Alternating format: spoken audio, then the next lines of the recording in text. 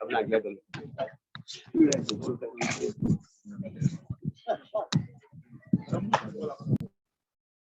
evening, everybody. So we are very happy to see all of you, all those who are joining English Without Borders webinars via Zoom and also on Facebook. Welcome to our Thursday series of English Without Borders webinars.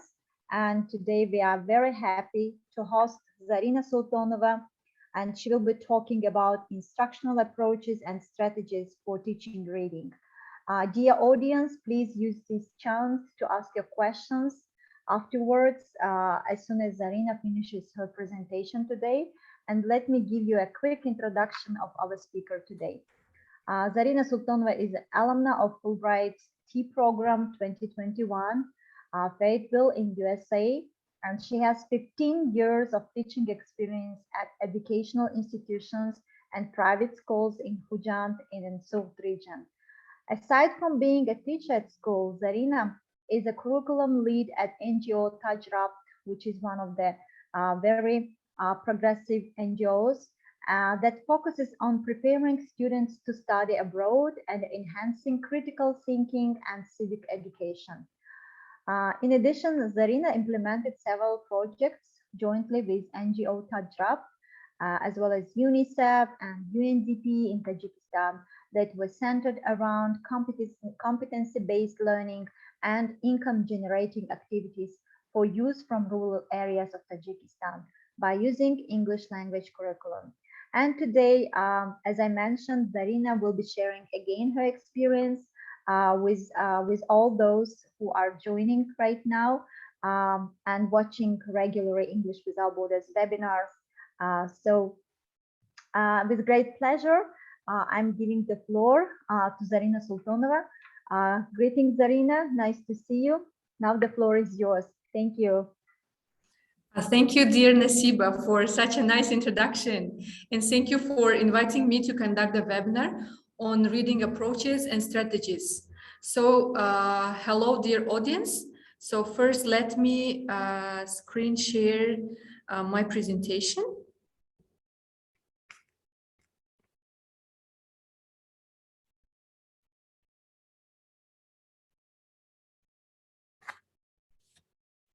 Okay, the topic of today's webinar session is instructional approaches and strategies for teaching reading. So today during the session, we'll explore how to teach reading by using bottom-up and top-down approaches and strategies to enhance our learners into the class sessions and also to enhance their reading skills. So, but before, let me briefly introduce today's agenda or the outline of today's webinar. First, we'll talk about the principles of the reading, and then we'll deep dive into reading strategies by intensive and extensive strategies. And later on, we'll focus on bottom-up and top-down approaches to reading.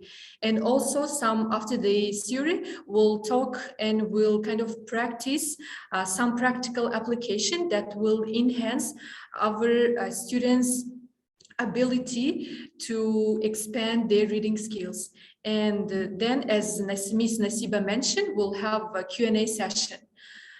So before starting, I have a brainstorming questions, as during our classes, we use lots of brainstorming questions in order to coach students into the our class session. I have prepared the questions like, what do you do when you read? Or what do your students do when they read? Or it can be kind of paraphrased as, what kind of strategies do you use while you read?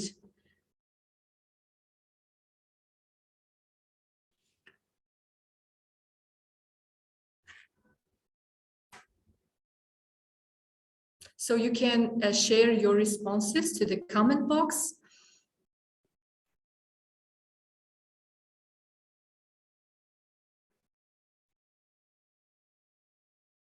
So again, the question is, what do you do when you read? Or what kind of strategies do you use or do you utilize? And what do your students do when they read?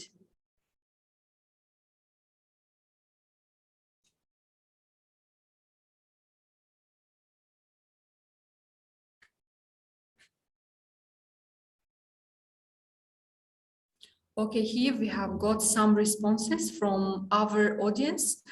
Some students try to understand every word. Thank you for the response. Some students, they read for doing exercises, and after reading, scanning, and they do scanning and skimming, and many more. Okay, thank you. Thank you for the responses. So here is, I have brought the common strategies while our students do, or our just readers do while they read. For instance, when I read, I take notes while reading to help me understand what I read. So taking notes while reading, it helps us. So I think about what I know to help me understand what I read. And then it means asking questions that is related to their academic background, or that is connected to their background. When text becomes difficult, I read aloud to help me understand what I read. So basically, some readers or our students, when something becomes complicated or difficult, they try to read aloud in order to comprehend or to grasp the main idea. And then I summarize what I read to reflect on important information in the text, or I underline or circle information in the text to help me remember it. Or some students responded that they use tables or figures or pictures in the text to increase their comprehension. Or sometimes our students, they paraphrase with their own words to better grasp or to better understand what they read off about their reading passage. And some students, they try to guess the meaning of unknown words or phrases, which means they try to learn vocabulary from the context. Thank you, dear audience, for providing your responses to this question.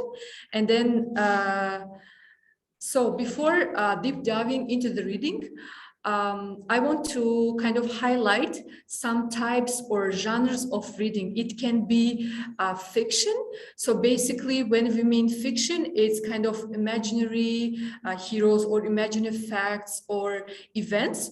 When we say nonfiction, it is mainly related with the factual stories, or that is based on real people and true events. And then, so the types of reading or genre can be letters and also messages, emails, journals, newspaper, magazines, even it can be signs in the streets, and it can be schedules, our daily schedules or school schedules, and there are many more genres of reading.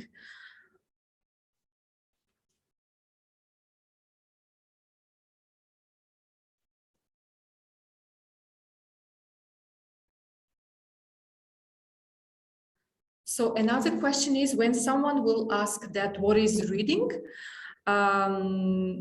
So students will have different answers to this question, but mainly when we say reading, we mean the active process. It is basically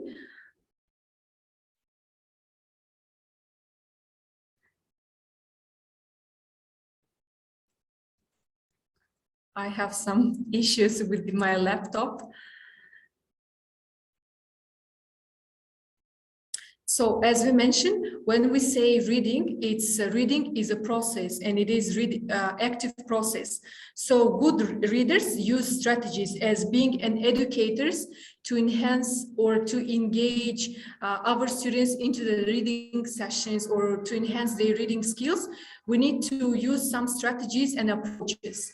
And as it is fluent reading is the ability to read in an appropriate rate with acceptable comprehension, as you see in this picture.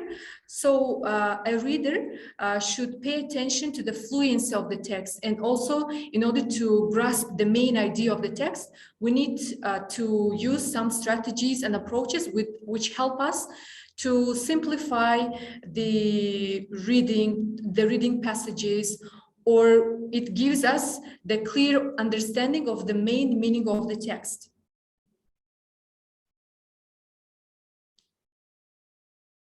But before, let's deep dive into the some principles of reading that in order to comprehend in some reading passages, as in educators, we need to follow some principles, which is we need to use what readers already know. It is background knowledge or schema.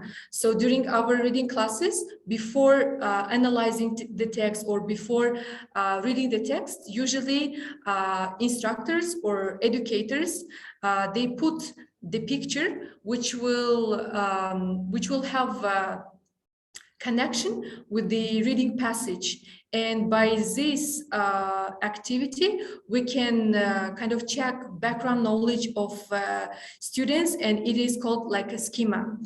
And while reading, as in educators, we need to develop strong vocabulary. So it can be, so as we know, vocabulary shouldn't be taught like separately from the text. It could be learned, or it could be acquired within the text. And sometimes we say vocabulary from the context, which will help our students to learn to retain the vocabulary more faster. And then we need to teach for comprehension, not for memorization, as by following this rule, when the students, they comprehend the text, but they don't memorize. So sometimes when we ask our students about reading comprehension, what they basically do, they kind of learn by heart the text, and then they retell it. But we need to make efforts to teach reading for comprehension, not for the memorization. And it's good when it comes to vocabulary, memorization works, but for reading passages, it will be nice if our learners will comprehend the text instead of memorization or learning by heart. So we need to work on increasing reading rate. So basically what I do during my reading classes, so I will provide with the reading passage, and I ask my students to write the starting time of their reading. And when they are provided some minutes to write, and I would ask them to indicate the finish time. And in this space, for instance, the text contains 500 words, and the students need to identify their reading rate. For instance, they will start reading at 5:10, and by 5 minutes they can complete.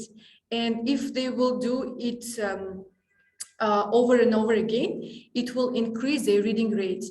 And as an educators, we need to teach some strategies that can help our learners to be fluent and to comprehend the text. And we need to encourage readers to transform strategies into skills.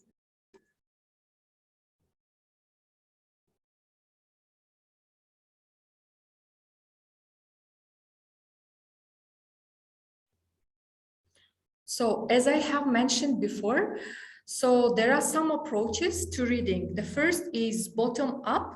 So when we mean bottom up, it starts with the approach focuses on building blocks of reading. Teachers focus on teaching letters and sounds, and then words and sentences, longer text, and work towards the comprehension in small chunks. And then focus is on mastery of the word recognition. So as you see, as a teachers first will start with the sentence, with the words, with the letters and sounds, and then it goes toward the like building the blocks, and then toward the comprehension of the text. So it is called bottom-up approach. Basically, we do it during the classes. And one about top-down, this is our learners can do at home when they read books or some journals or some long passages at home, which it depends on background knowledge, and also it depends on extensive reading, and then comes to comprehension. So the top-down approach begins with the reader's background knowledge. As I mentioned, the teacher can put picture that is has some connection with the text, or the teacher can develop some questions, and the students can predict the questions. In this case, readers can comprehend a section even if they do not understand each word, and focus on constructing meaning and getting the big idea. So for instance, in bottom-up approach, the focus is on first starts with the grammar, then words and the lexicologies, and then sentence structures, and then the students need to know the meaning of the words one by one. But to the top-down approach, there is no need to know every word, the meaning of each word, but it should be the readers should get the main idea of the reading passage.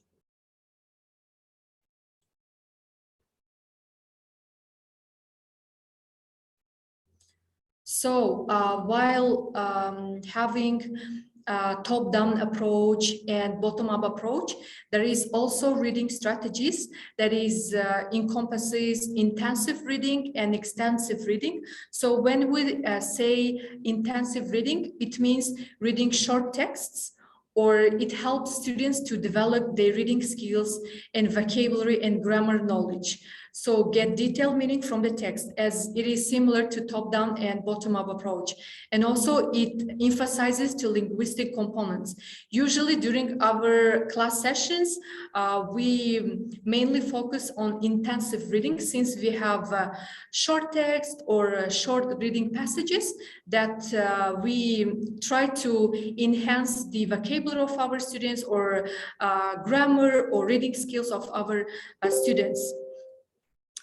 And extensive, so another reading strategy is extensive reading. It means reading long text or books, or it mainly focuses on developing reading fluency. As I mentioned in the previous approach, there is no need to know each word, the meaning of each word, but you need to understand the text, the big idea of the text. So the aim of extensive reading is aimed for general understanding of the reading passage.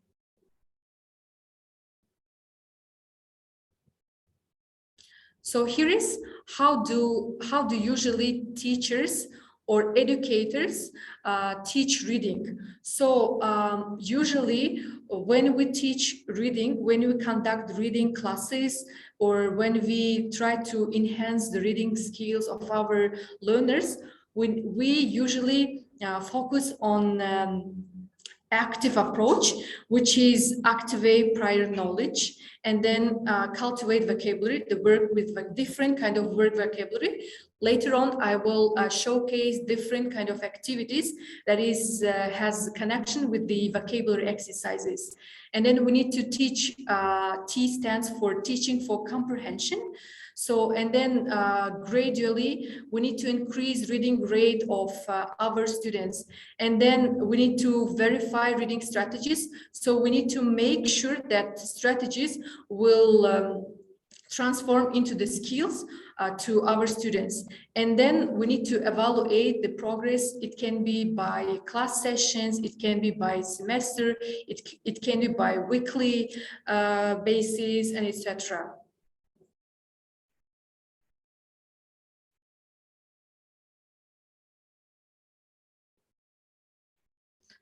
So as I mentioned before, we need, in order engaging our learners into reading activities, lots of us use before reading, during reading, and after reading activities.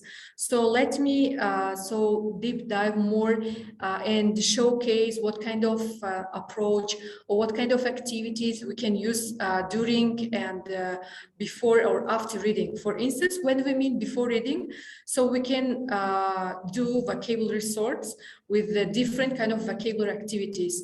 Or we can put a picture and the students can make predictions based on the text. Or we can read a few quotes from the text and ask students' opinion about the quotes, or they should predict, or they should elaborate the quotes. and then ask questions, and then complete QWA organizer or preview the text. This is basically the activities or thing that we can do before to increase before reading. And after that becomes during reading.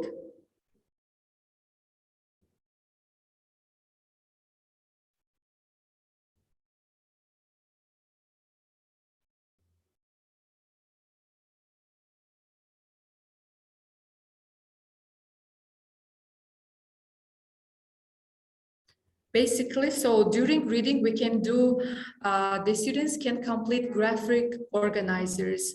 They can also, they can complete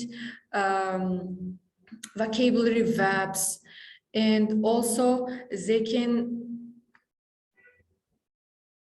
make more prediction, they can clarify vocabulary, they can comprehend or retell what they have understood from the passage, or they can be engaged with the think, pay, share activity while working with the teacher to students. They can work with their peers. And also another step is after reading, as an educators, we need to use these some activities that is encompasses summarizing. Summarizing can be in the form of maybe graphic organizers, or maybe a 5-pointed star. So later on, I will showcase in details about some activities. And it can be a role play, it can be a part of the story, or it can be the whole of the story. For instance, they can take, the students can work within the groups or in pairs. They can role play some passages from the text. And also after reading, they can ask more questions in order so students can increase their also critical thinking skills. And also graphic, they can fill out the graphic organizers, and also complete exit splits. So within these activities, the reading tasks can be splitted or can be divided into two parts, which is passive reader and then active readers. So what do passive readers do? They are engaged in silent reading, or they are engaged with multiple choice exercises. With these multiple choice exercises, educators usually use these multiple choice exercises in order to check the understanding of the reading passage. Or the students can do true and false questions based on the text. And also they can be engaged with the fill in the gap activities according to the reading. While active reading encompasses pair group work to discussing the text, or creating different kind of charts and diagrams, and also they can review, or they can write the summary, or they can create analyzing questions to enhance their questioning skills. So, and now let's deep dive into some activities that can help us during our class sessions. So the first activity is see, sing, and wonder. So use this picture to complete. I should mention that this activity was adopted as I was a Fulbright alumni, and I had a field experience in Springdale High School, George Junior High School. When we observed the lesson, educators in high school, they utilized this activity. So this picture is taken from the reading passage, and the teachers, they use to comprehend or to check the students' knowledge. So see, sing, and wonder. Here is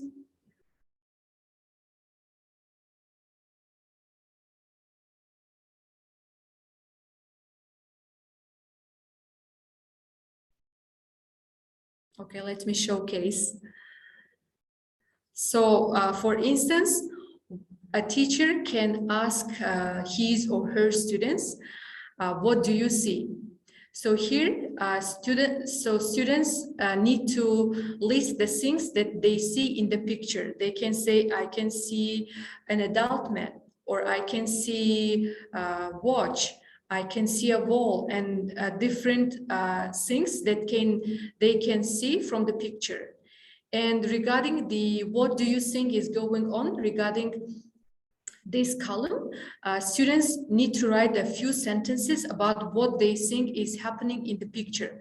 For instance, they can say, I think the man is repairing his watch, or seeing this picture led me to think or believe to consider, or it looks like a house, or many other examples can be provided here. And also here is in the wonder, they can ask some questions that is related to the picture. Who is that man? When is this case or this event is happening? Why is a man? Why does a man have a watch in his hand? Or many other questions that can basically the students can kind of create questions based on the provided picture. Another activity is for vocabulary comprehension. So here the students can write the title of the reading. So for instance, the title of the reading can be the passages that they are learning. So, and then it is called end circles. Basically here the students can pick some words or some new glossary from the text, and they can provide here some antonym words, or they can transform or translate it into synonym circles. For instance, if the word is learn, they can provide a synonym to grasp, to understand, to acquire, and many more. Here it helps our learners and students to enhance their vocabulary. So another activity which is has some relation with the reading is prediction that is connected with the pre-reading and then after reading. Here students, they guess what will happen, and then they check whether it was right or not. This helps our students to comprehend the text and then remember. So here, for instance, students write here, I predict, and then the text says. Here also the students can enhance their analytical or analyzing skills.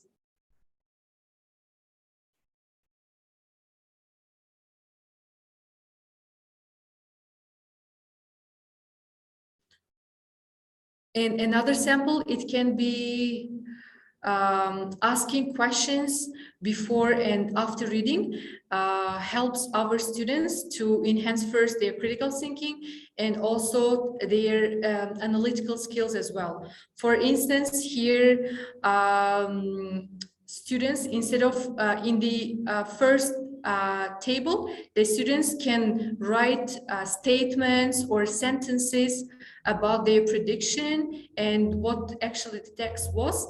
But here, the students will write questions. I wonder, what is the main purpose of the text? Or what is the main purpose of the author? Who is the main character, etc. And then here also they write, I learned why, what was the main purpose of the author, or who was the main character from the reading passage, and so on. And here is they enhance their questioning skills. And also here is while analyzing some texts or while reviewing some reading passages, it is important for teachers to ask questions. For instance, here is the general, I have brought some general question for the analysis of the text. For instance, we can ask where and when was the text written and why was it written, or what is the text about? Or we can ask, we can relate to the feelings of our students. What do you feel about the main character? What was the main message in the story? What connection did you make in this story?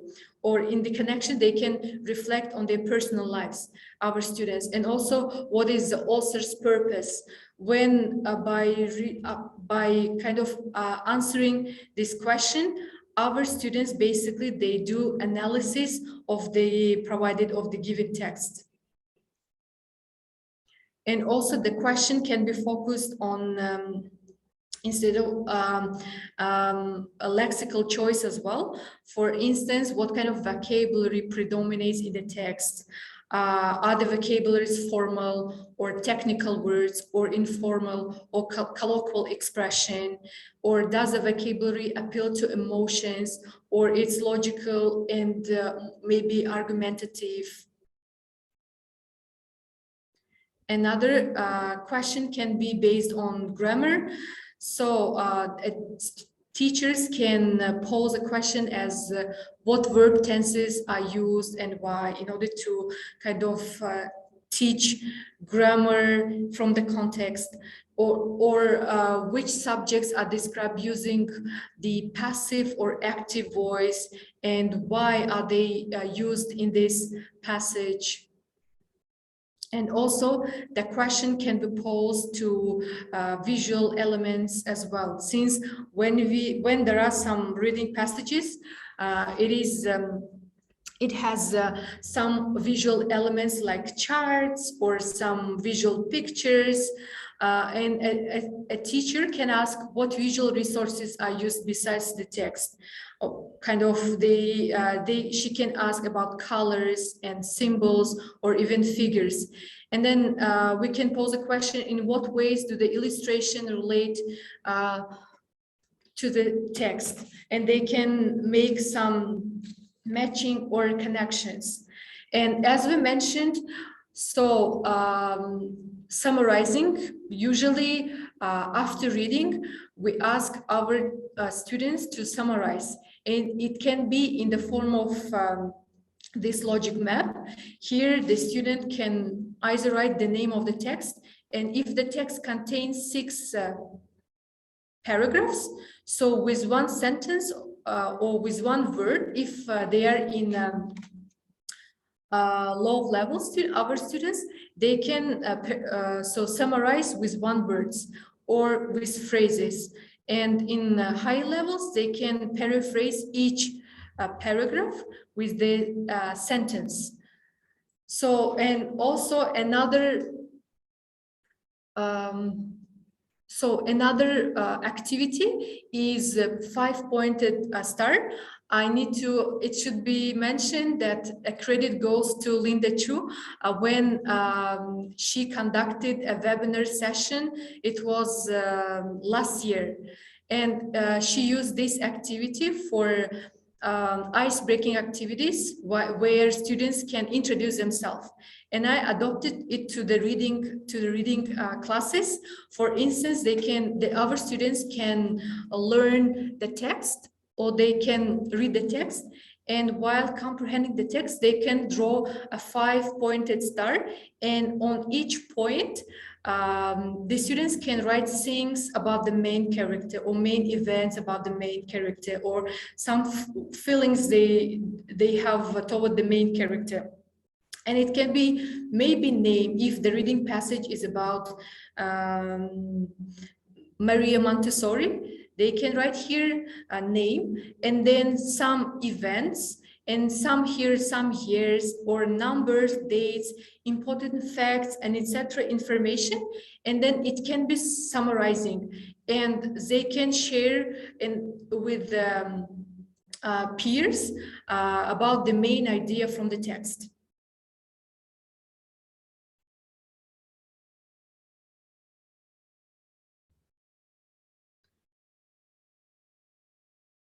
So when we say strategies, usually we mean scanning, skimming, and summarizing. So what does it mean, scanning? Scanning is very high speed of reading that we do when we are looking for a specific piece of information. And when we say skimming, is a high speed of reading that can save our time and help to get some information really quickly. And summarizing, it means to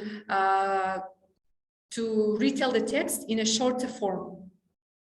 For instance, when I conduct the classes, I use these three strategies.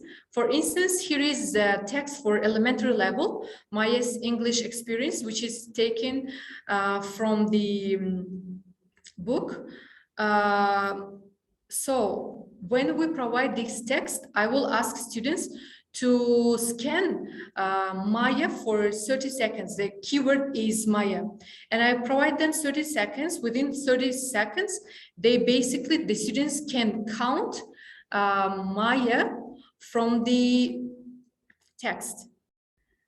And then when the time is up, the students need to tell how many times Maya comes in the text.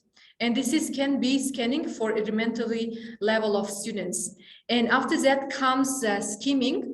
For instance, here is created a set of questions. For instance, what did she feel? Why did she feel frustrated? Or what country did she move? She heard about. Was she excited when she went to shopping? How did she motivate her friends, and etc. questions? So within the short period of time, they need to skim this information from the text. And then to summarizing, they can summarize each paragraph by summary word or summary phrase or summary sentence. As the text encompasses 3 paragraphs, they can use these 3 circles in order to provide some summary word or summary phrase, or if they can provide summary sentence. And here, as our text was about Maya's English experience, they can write here Maya's English experience, and here they can summarize the main point from the text, and it helps our students to retain some information from the text and also to retell the text.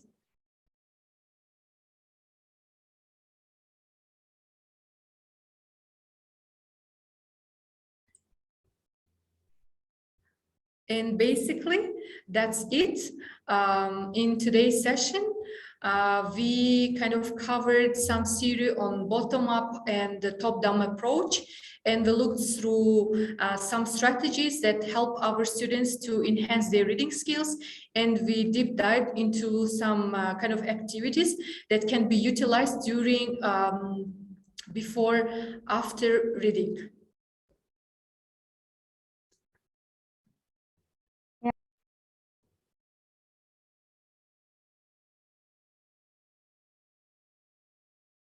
Nasiba, I can't hear you.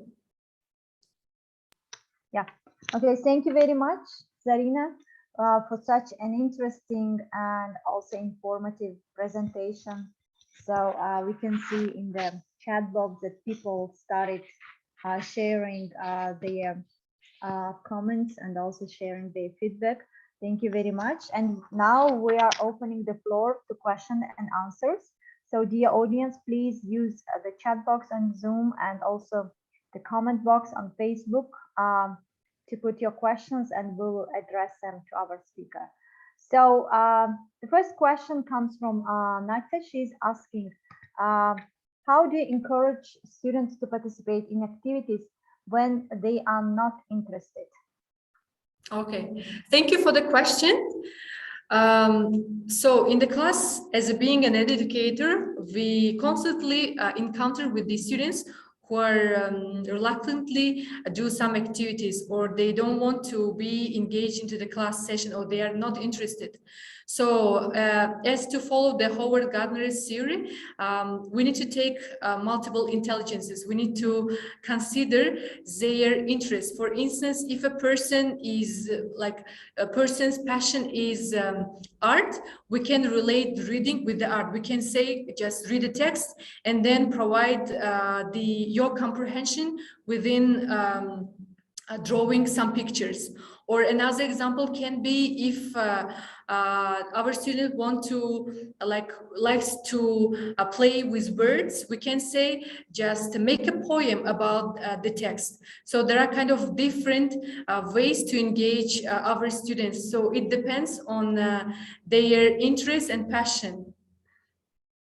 Or if they like kind of math, or doing with relating with some logic map, etc., we can ask him, so read the text and then provide your comprehension with the help of logic maps or graphic organizers.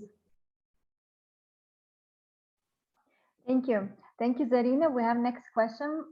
So during reading in TOEFL exam, we can face many unfamiliar words. What is your advice when reading these texts during the TOEFL exam? Yes, thank you for the question. As TOEFL text really kind of academic one, and we can encounter with lots of unfamiliar words. And from my perspective, it can be so good to consider to learn or to look through the vocabulary through the context. For instance, some general mistake that our students do, they try to translate word by word. So it takes time, and then we need to by using some strategies, which is scanning. We can scan the main idea and then try to answer to the vocabulary section multiple choice questions. And the main kind of advice can be to identify the grammar from the to identify the vocabulary or the glossary from the context.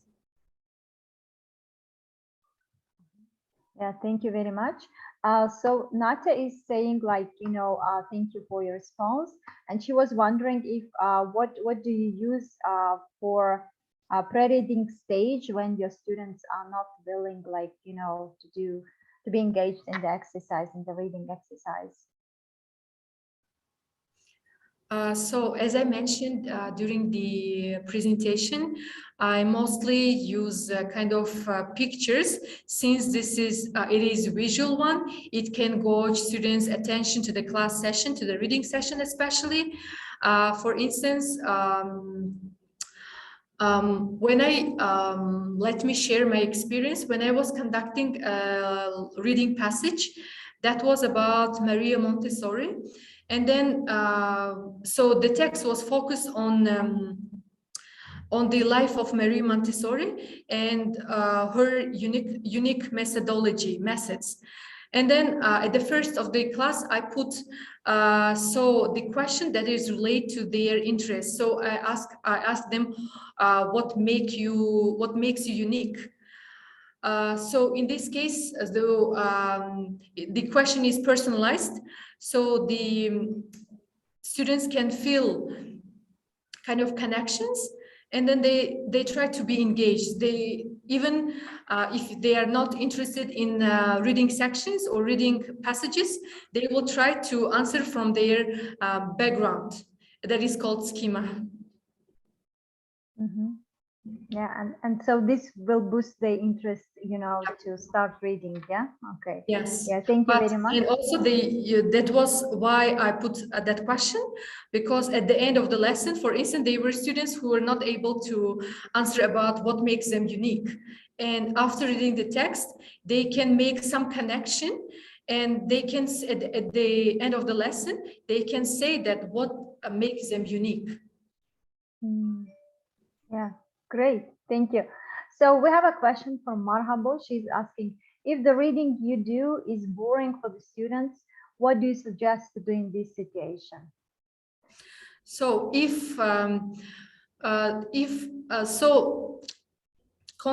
sometimes we face with these cases, we need to work with some reading passages, but the reading passage doesn't relate to kind of personal life of our students. So, or they don't have any interest in this reading passage. So what we can do? So considering the main kind of events or some facts or some kind of events from the text, we can ask our students to make a role play, because role play is kind of active reading and it can boost their interest. Instead of reading a text, they can read, comprehend, and they show with some activities. Yeah, great, thank you. So Mavluda Zulfova is asking, do you conduct any reading clubs and how do you organize it? Unfortunately, by now I didn't conduct any reading clubs, but as currently I work at NGO TajRupt, and our classes focuses on reading literacy as well. And so during these classes, we use different kind of approaches, different kind of strategies. Yeah, thank you for sharing. So Nadia is also one of our active followers from Georgia. She's wondering, how do you assess reading activities? So assessing means so it can be different kind of assessment. So for instance, assessment can be, with the help of reading, we can assess their questioning skills. It can be, so another one, it can be, we can provide the text and we can ask to provide the main idea of the text. It can be another assessment. Or we can provide the text without the title and we can ask them to provide the title. They can read the text, they can comprehend, and then they should, from themselves, they should provide the title or the topic from the text. It can be, the assessment can be in different forms, or it can be in multiple choice question assessing. Or as I mentioned, even we can assess the reading fluency of our students. For instance, for the first time, we can provide 500 words and ask them to indicate the start time of reading and the finish time of the reading. And then they need to identify how much time does it take them to read the text. It can be the so reading rate of the assessment of reading. It depends on the purpose of each instructor, what kind of section he or she wants to assess or wants to measure. Yes, thank you very much. We have next question. If you use reading as a context for presenting a new target language, what kind of text, articles, or books do you use, and how long is the average text? Usually, so you mean during my classes, right? Yes. Okay. Usually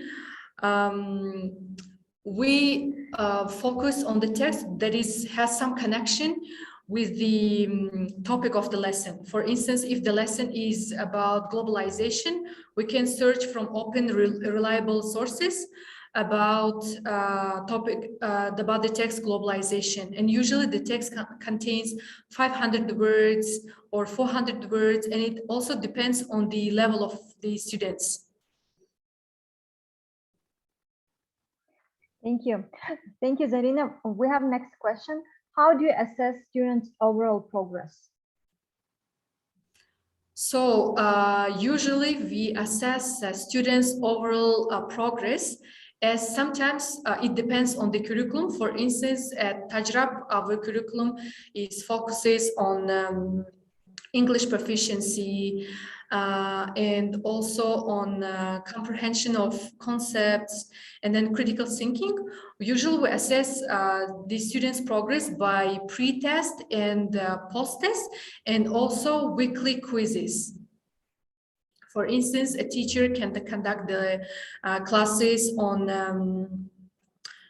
globalization text, or it has some information about globalization or about political globalization, or we want to check the progress of questioning skill of students, we can create pre-test and post-test to evaluate the overall progress of the students within the course. Yeah, thank you. We have next question. What do you think the most important focus of the reading, and what should the teachers pay attention to? So as I mentioned before, the reading should be focused on, as it is an active process, it shouldn't be focused on memorization. It should be focused on comprehension, and through reading, we can enhance questioning skill. The most focus should be questioning skill of students. For instance, the kind of weak point of our students that is in lower grades or in high school students, basically our students are lacking in creating questions. They are lacking in questioning skills. And while providing the text, we need to focus on the questioning skills of our students as well, since this is a kind of main component of critical thinking. Mm-hmm. Yeah, great. Thank you, Zarrina, for sharing. Also, we have a question from from Mehrin Yoshoeva. Like, lots of people are asking you questions because they are really, they really want to hear your opinion, because you share really useful tips. She's saying, like, we have reading the text at school every lesson. Some students are lazy for reading. Can you give us some advice how we can make the reading interesting for our students? Mm-hmm. And there are lots of activities. For instance, one of the activities that is called jigsaw activity. Basically, you can divide the text into 4 or 5 parts, and then you can create groups. And then, so each group will be expert in their field. So, you know, jigsaw activity, and it really kind of boosts or enhances students' interest. Or there are peer work activities like think, pay, share activity, or if some problem is brought in the text, the students can be engaged into the problem tree. And another one, it can be theater image. So the students can read a passage and they can showcase a kind of a freeze picture, and the teacher's role should be kind of a facilitator. Teachers should ask reflection questions like, what do you see in the skin? Who are these people? What do you feel about their situation? And there are many activities that can be basically, sometimes it's hard to deliver through webinar. And I hope that someday we'll conduct some trainings, and in person, we can share these activities with the teachers of Khujand and some rural areas. Yeah, excellent. Thank you. Thank you, Zarrina. We also have a question from Natya. She's asking, like, how we can develop the, so just let me just scroll up. Oops, sorry, just a moment. Yeah, how we can develop CT skills of our students. Okay. As Bloom's as critical thinking connected with the Bloom's taxonomy, and in the Bloom taxonomy is indicated that critical thinking starts from low level of thinking to high level of thinking, high order of thinking. So it starts with the understanding, with comprehension of some information. So by using reading, we can surely we can enhance the critical thinking of our students. For instance, teacher can ask analyzing question from the text, where students will be able to analyze the text. Or the teacher can ask connecting questions that can students can connect with their personal lives. Or this teacher can ask reflection questions so that the students can comprehend the text, and then they can reflect on their personal background. Or as I mentioned before, they can read the text. For instance, when I had the field experience in Springdale at George Junior High School, so I have attended and observed several times reading classes of my partner teacher, and she basically what students at the high schools they do after completing the reading passage. They will read the text, and after that they will be given some kind of projects based on the reading task. And it can kind of, it helps them to analyze, to synthesize, to create something new. So by doing project. And we can kind of also do connect reading and also project-based some kind of projects. Mm-hmm. Yeah, thank you very much. We have the last question left. So can you share any activities you use during reading to enhance students' pronunciation skills?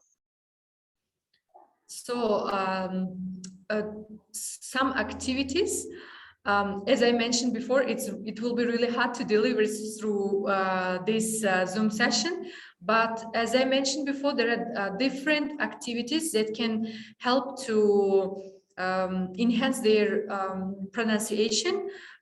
For instance, the teacher can list of new glossary on the board or on the screen, and there are some set of questions, and then a teacher should pose this question while students need to answer to these questions. For instance, so from your perspective, what is the difficult word to pronounce here? So for instance, the students can identify. So here, acquaintance is difficult for us to pronounce. And so the teacher can facilitate, or the teacher can ask, what is the simple or easiest our today's glossary. The students can identify, and then students can collaborate with the students. Teacher will collaborate with the student. Yeah, great. Thank you, Zarrina. Thank you very much. I think, people might be asking more questions, but anyway, we are just finishing, and we are once again very thankful to our speaker for such an interesting, informative, and engaging webinar. It was just a pleasure, to have you and also to enjoy your presentation. And also, I express our deep gratitude to all followers who are following our Thursday webinars on a regular basis from different parts of the world, like Natia, like Mr. Fernando, and many, many others who are not only just participating in this webinar, but also doing their best to share teaching resources and making them available for the teachers worldwide. So thank you very much. Once again, please stay tuned on us, because we are going to start very many exciting activities in April. Stay tuned on us, and we'll be happy to see all of you. Thank you very much, and enjoy the rest of your day. Thank you. Thank you. Have a nice day. Thank you. Bye-bye.